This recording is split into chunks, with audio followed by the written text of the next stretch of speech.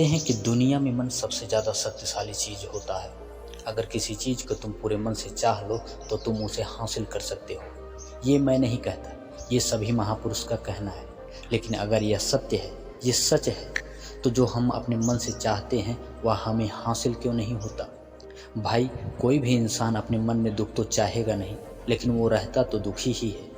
हर इंसान अपने मन से तो कामयाब होना चाहता है, खूब पैसा कमाना चाहता है, लेकिन फिर भी वह कामयाब नहीं होता।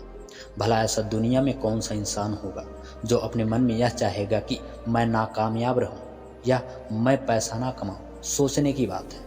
तो इसमें से दो चीज़ सामने निकल करके आती है। या तो वह महापुरुष गलत थे जिन्होंने यह बात बोली है कि मन से चाही हुई हर चीज़ को हम हासिल कर सकते हैं, या फिर हम गलत हैं।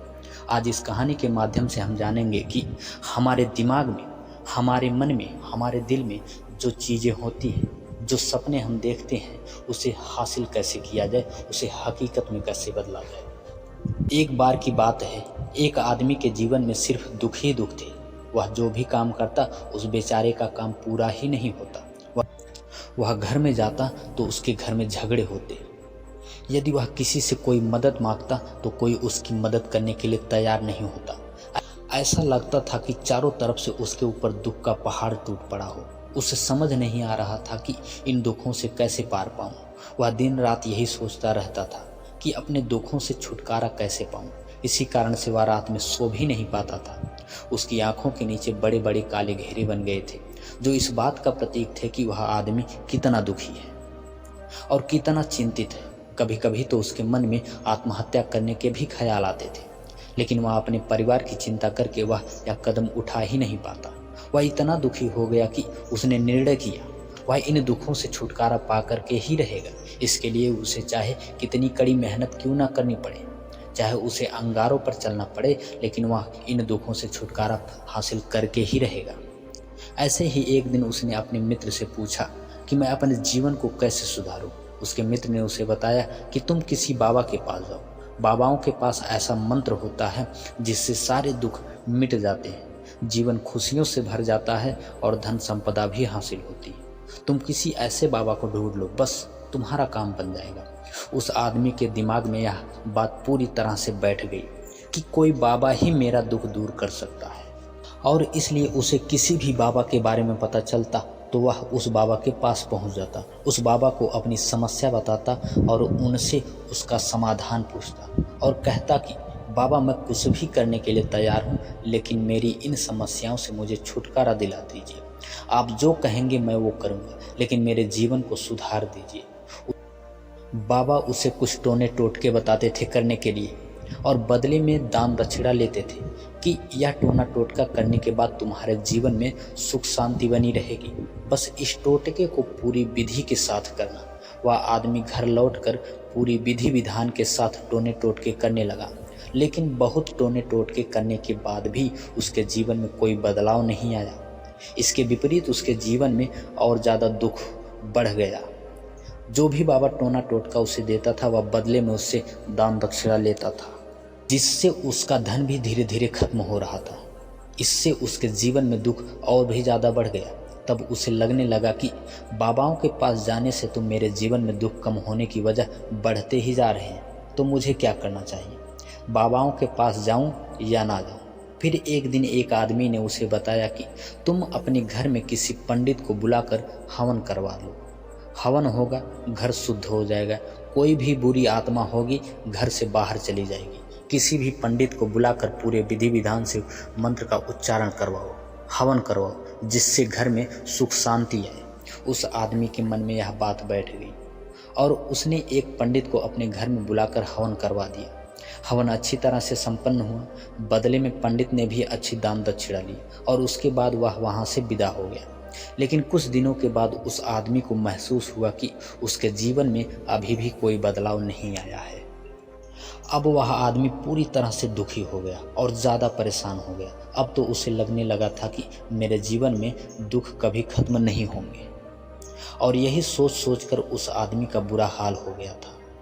फिर एक दिन उसे अपने मित्र से एक ऐसे बाबा के बारे में पता चला जो समाधान बताने के लिए कोई दान दक्षिणा नहीं लेता था। उस आदमी को लगा था कि यह बाबा दूसरे बाबाओं की तरह नहीं है, क्योंकि यह तो दान दक्षिणा लेता ही नहीं, और अगर दान दक्षिणा नहीं लेता तो यह सच में कोई सिद्ध बाबा ही होगा। और यही सोचकर वह उस बाबा के पास पहुंच जाता है। जब वह आदमी वहां पर पहुंचता है तो वह बाबा ध्यान में बैठे हुए थे। यह देखकर वह आदमी वहीं पर चुपचाप बैठ गया और बाबा का ध्यान से बाहर आने के लिए इंतजार करने लगा। थोड़ी देर बाद बाबा जी ने जब आंखें खोली तो सामने एक दुखी और परेशान युवक को बैठा देखा। उसकी आंखों के नीचे काले घेरे देखकर ही समझ गए कि यह आदमी अपने जीवन से कितना परेशान है। उसे संबोधित करते हुए बाबा ने पूछा कि बच्चा, क्या चाहते हो? बाबा के पास क्या लेने आए? उस आदमी ने कहा कि बाबा, मैं अपने जीवन से बहुत परेशान हूँ। मैंने इन दुखों को दूर करने के लिए बहुत सारे रास्ते अपनाए और वो हर तरकीब अपनाई जो लोगों ने कहा, लेकिन मेरे जीवन में दुखों में कोई कमी नहीं आई। बाबा, इसके विपरीत मेरे जीवन में दुखों में बढ़ोतरी हो गई है। मुझे समझ नहीं आ रहा है कि मैं क्या करूं। कभी कभी तो मैं आत्महत्या करने की सोचता हूं, लेकिन मैं अपने परिवार की सोच करके यह कदम उठाता नहीं हूं। मैंने आपके बारे में बहुत सुना है और बहुत उम्मीद के साथ आया हूं। कृपया करके मुझे कोई ऐसा मार्ग बताएं जिससे मुझे अपने दुखों से छुटकारा मिल जाए। मैं अपने दुखों से छुटकारा पाने के लिए कुछ भी करने के लिए तैयार हूँ। बस आप मुझे कोई भी रास्ता बताएं, चाहे वह रास्ता कितना भी कठिन क्यों ना हो, मैं उसको पार करके ही रहूँगा। बाबा ने महसूस किया कि आदमी सच में बहुत परेशान है। बाबा ने उसकी बात सुनकर कहा कि बच्चा, दुखों को दूर करने के लिए मंत्र ऐसे ही नहीं मिलते। मंत्र पाने के लिए कुछ करना पड़ता है। तुम कुछ कर सकते हो? यह सुनकर पहले तो उस आदमी ने सोचा कि यह बाबा भी मुझसे दान दक्षिणा मांगेंगे, लेकिन और कोई रास्ता ना पाकर उस आदमी ने कहा, बाबा, आपको जितना भी दान दक्षिणा चाहिए मैं देने के लिए तैयार हूँ, लेकिन आपका मंत्र सच्चा होना चाहिए, वह पूरा होना चाहिए। उसका फल मुझे मिलना चाहिए। के बाद जो भी आप दान दक्षिणा लेना चाहते हैं मैं आपको देने के लिए तैयार हूँ। बाबा ने कहा, दान दक्षिणा तो बहुत छोटी चीज़ है, मुझे वह नहीं चाहिए। इस पर वो आदमी सोच विचार करके बोला, मैं अंगारों पर भी चलने के लिए तैयार हूँ, बस आप मुझे आज्ञा दीजिए। बाबा ने कहा कि अंगारों पर चलने वाली छोटी चीज़ मैं तुमसे नहीं कराने वाला हूँ। मैं जो तुमसे कराने वाला हूँ वह बहुत कठिन मंत्र है, उसे पूरा कर पाओगे? उसने कहा, बाबा, आप मुझे बताइए तो सही, मुझे करना क्या होगा? मैं कुछ भी करने के लिए तैयार हूँ। इस पर बाबा ने उससे कहा कि यहाँ से जब तुम अपने घर जाओ तो रास्ते में अपने मन में यह दोहराते जाना कि मैं सुखी हूँ, मैं सुखी हूँ। बार बार अपने मन में यही दोहराना, और याद रहे जुबान पर यह नहीं आना चाहिए, यह सिर्फ मन में दोहराना है। यह सुनकर वो आदमी बोला, बाबा, बस इतनी सी बात है, यह तो मैं चुटकी बजाते ही कर लूँ, लेकिन इससे होगा क्या? बाबा बोले कि इस मंत्र को करके तो देखो, वैसे भी तुमने इतने बाबाओं के मंत्र किए हैं तो इस मंत्र को भी करके देख लो। उस आदमी ने सोचा कि बाबा कुछ दान दक्षिणा तो ले नहीं रहे हैं और छोटा सा मंत्र है, इसे तो मैं कर ही लूँगा। वो बोला, ठीक है बाबा, मैं यह मंत्र ज़रूर करूँगा। और वो आदमी यह कहकर वहाँ से चलने लगा। लेकिन जैसे ही वह चलने लगा, पीछे से बाबा ने बोला कि बच्चा, एक बात याद रखना, जब तुम यह मंत्र अपने मन में दोहराना तो तुम्हारे मन में बंदर के विचार नहीं आने चाहिए, बंदर का ख्याल भी नहीं आना चाहिए, तो यह मंत्र सिद्ध होगा। आदमी बोला, मुझे तो आज तक बंदर का कोई विचार नहीं आया, तो अब क्यों आएगा? आप चिंता मत करिए बाबा, मैं बस मन में यही दोहराऊंगा कि मैं सुखी हूँ, मैं सुखी हूँ।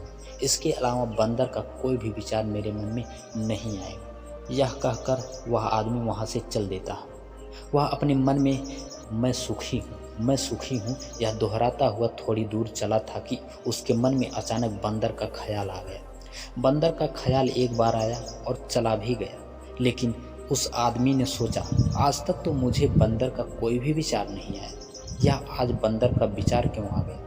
और ऐसे करके उसने उस बंदर के विचार को पकड़ लिया और यह भूल गया कि मुझे क्या मंत्र दोहराना है, और वह बंदर के बारे में सोचने लगा। जब थोड़ी देर बाद फिर से उसे होश आया तो वह फिर से अपना मंत्र वही दोहराने लगा जो बाबा ने उसे बताया था, मैं सुखी हूँ, मैं सुखी हूँ। लेकिन अचानक से उसे एक बंदर दिखाई दिया और यह देखकर फिर से उसके मन में बंदर का विचार उठ गया। यह देखकर वह इस विचार को बाहर फेंकना चाहता था और वह चाहता था कि मेरे अंदर किसी तरह के बंदर का विचार न आए, लेकिन उसे तो सामने बंदर ही दिखाई दिया। ऐसे ही जद्दोजहद करते करते वह घर पहुंचा और घर पर पहुंचने के बाद वह अपनी पत्नी से कहा कि हे बंदरिया, मुझे खाने में बंदर परोस दो। और जब उसे एहसास हुआ कि उसने क्या बोल दिया तो वह अपने बाल नोचने लगा और दीवार से सर मारने लगा कि आज तक मुझे बंदर का कोई विचार नहीं आया और आज मुझे यह क्या हो गया कि मुझे हर जगह बंदर ही बंदर नजर आ रहे हैं। यह कैसी माया है। यही सोच सोच कर वह आदमी रात भर सो नहीं पाया। रात भर करवटें बदलता रहा और सुबह उठकर सीधे बाबा के पास पहुंच गया और उनके चरणों में गिरकर कहा कि बाबा, पता नहीं क्या चमत्कार हो रहा है। आज तक मुझे बंदर का कोई विचार नहीं आया, लेकिन कल से जब से आपने मुझसे कहा कि बंदर का विचार नहीं आना चाहिए, तब से मुझे हर जगह बंदर ही बंदर नजर आ रहे हैं। उस आदमी ने कहा कि बाबा, मुझे तो आपके पीछे पेड़ पर बैठा बंदर केले खाते हुए दिखाई दे रहा है। यह हो क्या रहा है? बाबा यह सुनकर हंसने लगे और कहा कि बच्चा, मन का जाल एक ऐसा जाल है जिसे समझ पाना इतना आसान नहीं है। बंदर तो तुम्हारे रास्ते में पहले भी आते थे। जब तुम मेरे पास आए थे तो इन्हीं पेड़ों पर यह बंदर घूम रहे थे, लेकिन तब तक तुम्हारे ध्यान में बंदर नहीं था। तब तुम्हारे ध्यान में सिर्फ दुख थे। इसके बाद बाबा ने उसे बताया कि बच्चा, हम जिस चीज़ से दूर भागना चाहते हैं वही चीज़ हमारे मन में बहुत गहरे प्रविष्ट हो जाती है और हमारे अंतर्मन में यह समा जाती है। असल में हम जिस चीज़ से छुटकारा पाना चाहते हैं उससे छुटकारा इसलिए पाना चाहते हैं कि वह हमारे साथ बहुत गहरे से जुड़ी हुई है और हम जितना ही उससे छुटकारा पाना चाहते हैं वह उतनी ही गहरी हमारे मन में बैठती चली जाती है और आखिरकार हमारे अंतर्मन में छा जाती है। ऊपर से तो हम चाहते हैं सुखी होना और कहते भी हैं कि मैं सुखी हूँ, मैं सुखी हूँ। हमारे होठ भी यही बोलते रहते हैं, लेकिन हमारे मन में दुख समाये होते हैं। हमारे विचार में, हमारे मन में दुख ही दुख दिखाई देते हैं। इसीलिए अपनी जुबान से बार बार यह बोलने से कि मैं सुखी हूँ, मैं सुखी हूँ, हम सुखी नहीं होंगे जब तक यह मंत्र हमारे अंतर्मन से प्रविष्ट नहीं होगा। इस पर उस आदमी ने पूछा कि बाबा, लेकिन यह मंत्र हमारे अंतर्मन में कैसे प्रविष्ट होगा? यह सुनकर बाबा ने कहा कि बच्चा, अपने दुखों से लड़ना बंद कर दो। जब तक तुम अपने दुखों को दूर करने की सोचते रहोगे तब तक वो दुख तुमसे चिपके रहेंगे। तब तक वो दुख तुम्हारे अंतर्मन में अपना राज बनाए बैठे रहेंगे और जिस दिन तुम उन दुखों के बारे में सोचना ही छोड़ दोगे, उन दुखों से छुटकारा ही नहीं पाना चाहोगे, उसी दिन से तुम्हारे ज़िंदगी से सारे दुख दूर हो जाएंगे। क्योंकि किसी भी चीज़ से छुटकारा पाने के लिए हमें उस चीज़ के बारे में सोचना पड़ता है और हम जितना ही उस चीज़ के बारे में सोचते हैं वह उतनी ही गहरी हमारे मन में प्रविष्ट होती चली जाती है। हम अधिकतर समय दुखों के बारे में ही सोचते हैं। हम यही सोचते हैं कि हमारे जीवन में दुख है और हमें इससे छुटकारा पाना है। इसी वजह से बार बार सोचने से वो दुख हमारे अंतर्मन में प्रविष्ट हो जाते हैं और हमें एहसास भी नहीं होता। इसीलिए अगर तुम दुखों से छुटकारा पाना चाहते हो तो दुखों से छुटकारा पाने के बारे में सोचना छोड़ दो, तुम्हें दुखों से छुटकारा मिल जाएगा। अक्सर आदमी धूम्रपान छोड़ना चाहता है, शराब छोड़ना चाहता है, सुबह अपने आप से वादा करता है कि मैं कोई भी गलत काम नहीं करूँगा, लेकिन शाम को जब वह लौटता है तो नशे में चूर होकर लौटता है। ऐसा क्यों होता है? जो हम सोच रहे होते हैं वह पूरा क्यों नहीं कर पा रहे हैं? असल में हम उस चीज़ को बहुत ज़्यादा तवज्जो दे रहे हैं, उस चीज़ को बहुत ज़्यादा अहमियत दे रहे हैं। जब भी उस चीज़ को हम छोड़ने के बारे में सोचते हैं तो उसकी इम्पोर्टेंस यानी कि उसकी विशेषता और ज़्यादा बढ़ जाती है। हमारा मन उस चीज़ के बारे में जितना ज़्यादा सोचेगा, शराब या धूम्रपान छोड़ने के बारे में जितना ज़्यादा सोचेगा, हमारा मन उतना ही उस चीज़ के पीछे जाएगा। उस चीज़ से लड़ना नहीं है बल्कि बिना सोचे गुजर जाना है। और अगर हम इस मंत्र को समझ लेते हैं तो हम अपने जीवन में जो भी पाना चाहते हैं उसे अपने अंतर्मन में डाल सकते हैं। और एक बार वो लक्ष्य हमारे अंतर्मन में बैठ जाता है तो फिर सफलता पाने में कोई समस्या नहीं आती, कोई दिक्कत नहीं आती।